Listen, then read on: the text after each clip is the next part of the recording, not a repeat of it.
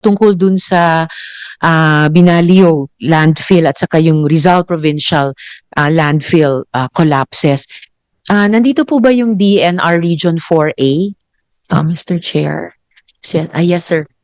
So, ang tanong ko po, sa pagkakaalam ng DNR Region 4A, ano po yung naging sanhi ng pag-collapse ng Rizal Provincial Landfill?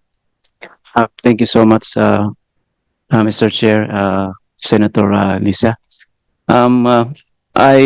My name is Henry Adornado. By the way, I just reported in Region 4A, Calabarzon, and I believe that necessary investigation has been conducted and reported already, and as a result of that investigation, there were few violations found in the operation of sanitary landfill. That includes the operational lapses on the active tipping area and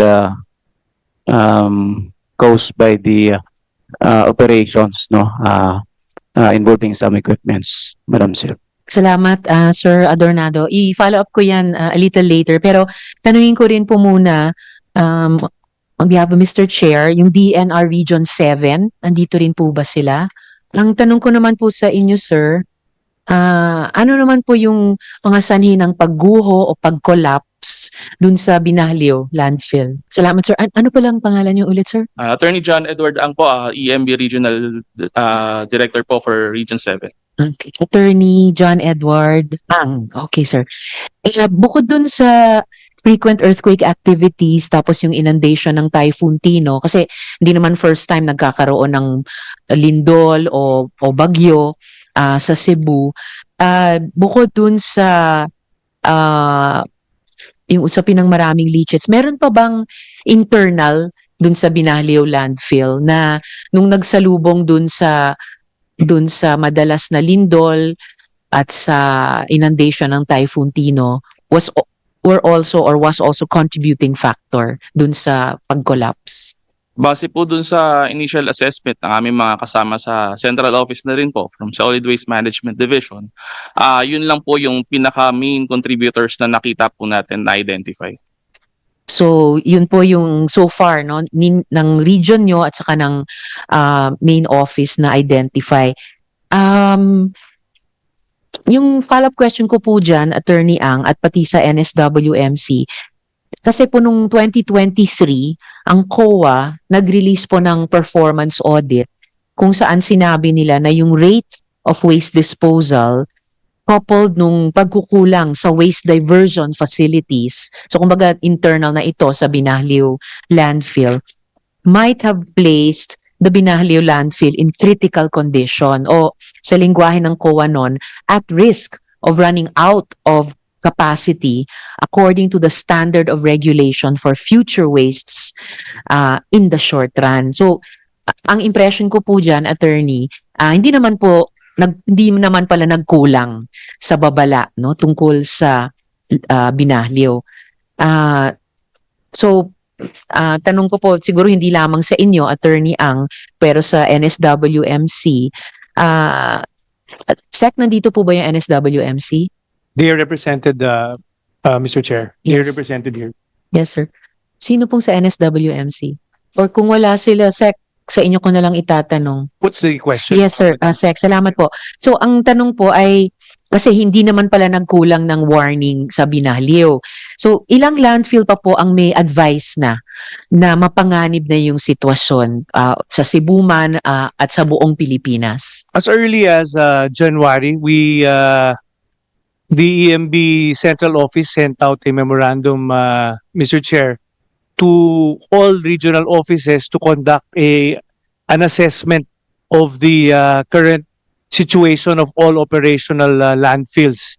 And we had reports already come in. We can provide that to the committee, Mr. Chair, if that would be the request of Senator Risa, please. Yes, Sec, salamat. I do request that, Mr. Chair. Pero bago pa man itong January memo ng EMB sa lahat ng regional centers na mag-conduct ng assessment na ito, and I'm guessing, and kung tama yung hula ko, I appreciate na inilabas ng EMB yan dahil nga sa series ng mga trahedyang ito.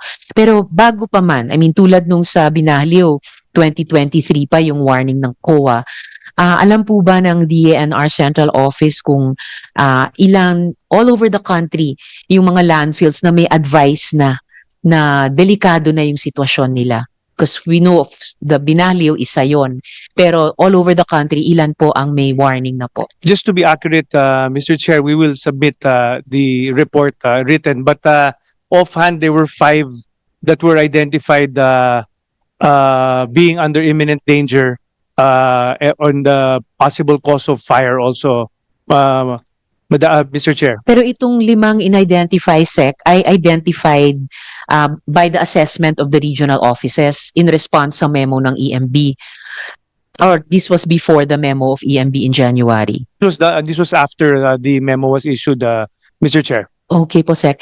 So bago nitong January memo ng EMB sa lahat ng regional offices, walang pagsusuma, pagtototal kung ilan ang mga landfills na may warning na, whether from COA or sa iba pang kahit attached agencies ng department mismo.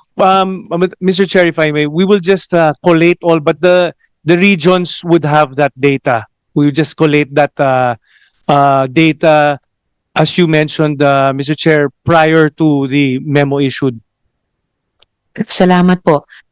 Sige po, kahit makokolate pa po natin from all the regional offices, so missing pa yung middle layer na yun ng data natin. Pero would the good secretary know offhand ilan yung mga na-actionan na ng DENR prior the January memo? Ilan na sa mga warnings na hindi pa natin alam kung ilan ang total number, ilan na po ang na-actionan ng DENR? So before January this year. Mr. Chair, I beg the indulgence of the committee, but we have that data, but it's all with the regions. It's a matter of collating it and submitting it to the committee, Mr. Chair. Yes, please. Yeah. And pati po yung, in addition sa ilan yung na-actionan na ng DENR, ilan yung hindi. Yung Yes. mga warnings na yon. Yes, Mr. Chair. Salamat po. Kasi lalabas po na kung ilan man, kung may mga hindi na-actionan, and unfortunately, malamang may mga hindi na-actionan dahil nagpatuloy-tuloy yung mga trahedyang ito sa mga landfill, lalabas na yung mga hindi inaksyonan ay pinabayaan na lang, na nakatiwangwang yung mga warnings, whether ng COA or ng units o attached agencies mismo ng DENR, hanggang nangyayari na nga itong mga, or patuloy na nangyayari yung mga trahedya. And that would be very frustrating, Mr. Chair, Secretary, kasi ano yung silbi, kahit ng mga inspections, compliance reports, kahit assessments, no, kung nagpapatuloy ang mga operasyon ng mga landfills na yan na under warnings na pala, hanggang sa tuluyang gumuho yung mga landfills na iyan. So, salamat, Sec, no? And the committee will await the submission of those collations. Yes, Mr. from Chair, the we will do regional that as soon as offices. possible. Salamat po. So, balik ako, Mr. Chair, sa DENR Region 7 kay Attorney Ang. So, ano naman po yung, kasi yung isang sobrang tawag pansin sa trahedyang nangyari sa Binahliw, ang taas po ng death toll. 36 na mga tao, mga kababayan natin ang napatay doon. So, ano po yung mga partikular na kondisyon ng Binahliw landfill na naging dahilan na yun na nga po, napakataas ng death toll? Doon sa pag-aaral po namin, ang main casualty po talaga doon sa component ng sanitary landfill is the its MRF po, or its material recovery facility. So doon sa MRF po, marami po tayong mga kasama ng prime waste na mga kawani po nila na nagtatrabaho during that time na nangyari yung insidente. So isa po yun na dahil po sa proximity ng establishment po ng kanilang MRF sa area, kaya po yun po yung pinangyarihan po, no, na nakalulungkot man pong nangyari.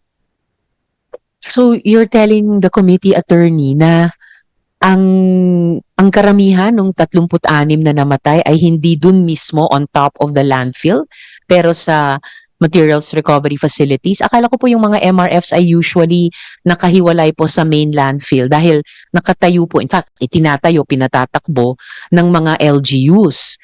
So are you telling the committee po, attorney, na the MRFs were near the landfill at ganun kalaki yung collapse na natabunan ng MRFs? Ganun po ba yun? Your Honor, yung configuration po ng design po nila is in such manner na doon po nila nailagay yung kanila pong MRF. That is without prejudice, ma'am, for the local government to have their own respective materials recovery facility po. Pero you're telling the committee na yung mga MRFs ng Binaliw ay katabi, malapit sa landfill mismo. Nasa loob po ng area po nila. Nasa loob, Opo. nasa taas ng landfill or nasa loob ng Nasa- compound at katabi ng landfill? Sa configuration po kasi ng Binaliw landfill po, para po siyang hill, no? So nasa baba po ang MRF dahil stable po ang slope na kung saan nilagay yung MRF po nila.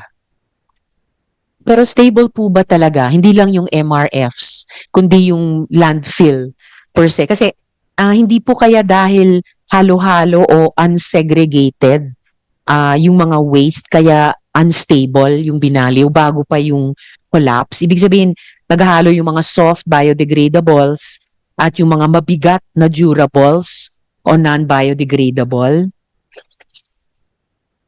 At this point, ma'am, we might be speculating, no? But No, I'm not speculating po, but I'm posing that scenario, and siguro inimbestigahan nyo na or iniimbestiga pa. Surely that's one of the main possibilities na dapat iniimbestiga nyo. Lumilitaw po ba yan na factor sa on investigation? kasama po yun sa naging assessment po ng aming pong team. And ano pong na-assess nyo dun sa possible na naging factor yung pagiging unsegregated at halo-halo yung mga waste, kaya naging unstable yung Binaliw? Opo, bagaman ang talagang dinadrive ng aming mga kasama sa opisina, sa kanila pong evaluation ay dahil sa sunod-sunod na ulan at lindol. I understand po, attorney, pero gaya ng naobserbahan ko po kanina, yung sunod-sunod na ulan, yung lingog, these are not first time ever na nangyari sa Cebu or many parts of the country. Ang hirap naman po kung ang dinadrive at lamang ay yung mga external factors. Siyempre, kailangan kumpletuhin natin yung larawan, pati yung internal factors. So, are you telling the committee, attorney, na hindi pa iniimbestiga ng Region 7 yung na nga halo-halo at unsegregated na waste bilang factor na unstable yung Binaliw?